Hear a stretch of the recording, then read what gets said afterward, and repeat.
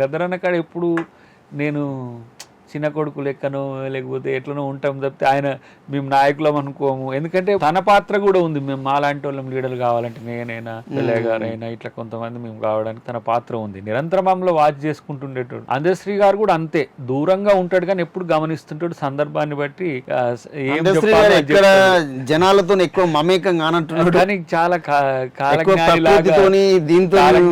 ఉంటాడు. జయరాజ్ గారు కూడా అంతే, అబ్జర్వ్ చేయనట్టు కనబడతారు. మన గోరటెంకన్న కూడా అంతే. చాలా కొంత వీళ్ళు విశ్వభావుకులు నా దృష్టిలో. తెలుగులో తెలంగాణలో ప్రపంచవ్యాప్త జ్ఞానం ఉండి విశ్వవ్యాప్త జ్ఞానం ఉండి పరిమితంగానే తెలంగాణకు అయిందని నేను అనుకుంటా.